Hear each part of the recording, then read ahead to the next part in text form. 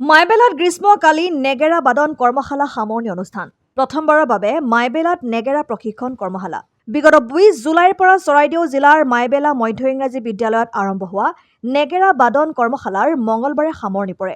চৰাইদেউ কলাকেন্দ্ৰ মাইবেলা শাখাৰ উদ্যোগত অনুষ্ঠিত হোৱা গ্ৰীষ্মকালীন নেগেৰা বাদন কৰ্মশালাত অভিজ্ঞতা সম্পন্ন উদীয়মান নেগেৰা বাদক মানস ৰঞ্জন ফুকন আৰু পৰশজ্যোতি বৰগোহাঁয়ে প্ৰশিক্ষাৰ্থীসকলক প্ৰশিক্ষণ প্ৰদান কৰে।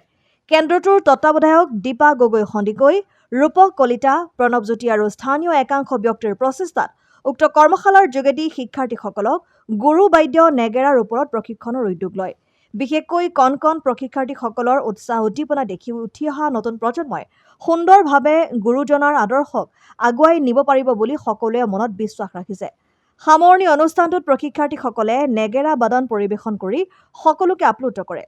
এই কলা কেন্দ্ৰটোৱে ইতিপূৰ্বে বিহু নাচ, ঢোল বাদন আদি প্ৰশিক্ষণৰ কেইবাবছৰ ধৰি ব্যৱস্থা কৰি আহিছে। কেন্দ্ৰটোৱে অসম আৰু অসমীয়াৰ এই সংস্কৃতিসমূহ ধৰি ৰখাৰ প্ৰয়াসক সকলোৱে শলাগ লৈছে।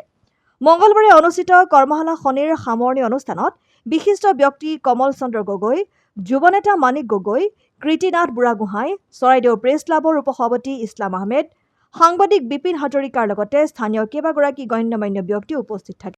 চৰাইদেউ কলা কেন্দ্ৰৰ মাইবেলা শাখাৰ তৰফৰ পৰা অসম আদিত্যৰ আমি এই চেনেলৰ যোগেদি সদৌ অসম তথা সমূহ ৰাইজলৈ আমি আমাৰ এই চৰাইদেউ কলা কেন্দ্ৰৰ তৰফৰ পৰা শ্ৰদ্ধা নিবেদিছোঁ। আজি আমাৰ নাগাৰা কৰ্মশালাৰ 10 দিনীয়া আমি প্ৰশিক্ষণ আৰম্ভ কৰিছিলোঁ। এই 10 দিনীয়া প্ৰশিক্ষণত আমি কণ কণ ছাত্ৰসকলক আমি দুজনকৈ প্ৰশিক্ষক নিমন্ত্ৰণ কৰিছিলোঁ। আমাৰ নিমন্ত্ৰণ ৰক্ষা কৰি নাগাৰা বাদকৰ দুজন প্ৰশিক্ষক, এজন মানস ৰঞ্জন ফুকন, আনজন হৈছে নাগাৰা বাদক পৰশমণি বৰগোহাঁই। আমি দুয়োজনকে আজি এই অনুষ্ঠানৰ পৰা আমি সকলোৰে হৈ শ্ৰদ্ধা নিবেদিছোঁ আৰু এই অনুষ্ঠানত আমাক অভিভাৱকসকলে কণ কণ মইনাহঁতক আনি এই যি নাগাৰা বাদন প্ৰশিক্ষণত অংশগ্ৰহণ কৰোৱালে আমি তেওঁলোক সদৌতিলৈকে ইয়াৰ যোগেদিয়েই শ্ৰদ্ধা নিবেদিছোঁ।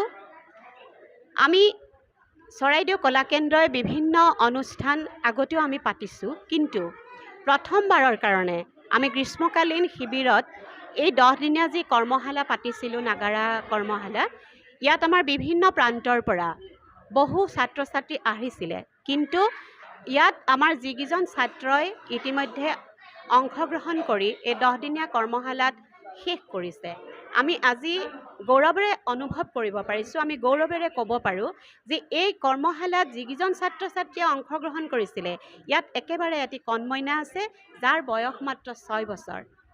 সেই কণমইনাটিয়ে ইমান সুন্দৰকৈ গুৰু দুজনৰ পৰা যি শিক্ষা গ্ৰহণ কৰিব লাগে তাক সুন্দৰকৈ গ্ৰহণ কৰিলে।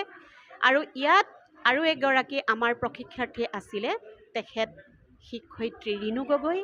তেওঁ ইতিমধ্যে এখন প্ৰাথমিক বিদ্যালয় সহ শিক্ষয়িত্ৰী, কিন্তু তেওঁ যেতিয়া আমি তেখেতক ক'লোঁ যে আমাৰ ইয়াত এটা কৰ্মশালা হ'ব নাগাৰা বাদনৰ, তেখেতে একে উশাহেৰে কৈছে যে মই নাগাৰা বাদন শিকিম। তেখেতে শিকিবলৈ আহিছে। আৰু ইয়াৰ লগতে আৰু দুগৰাকী আমাৰ মহিলা আছিলে, তেওঁলোক দুগৰাকীয়ে কি কৰিলে, তেওঁলোকৰ নিজৰ সন্তান দুটি যেতিয়া আগ্ৰহ দেখা পালে, তেওঁলোকে নিজে নিশিকি নিজৰ সন্তান দুটাক নাগাৰা বাদন শিকাবলৈ আহিলে।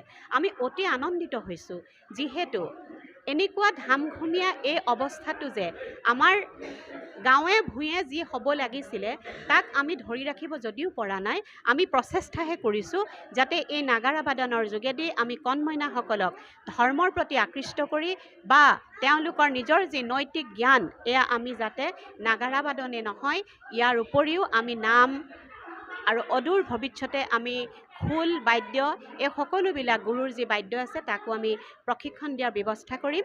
আৰু ইয়াৰ যোগেদিয়ে মই পুনৰবাৰ আপোনালোক মথুৰাপুৰৰ পৰা ইছলাম আহমেদৰ ৰিপৰ্ট, অসম আদিত্য।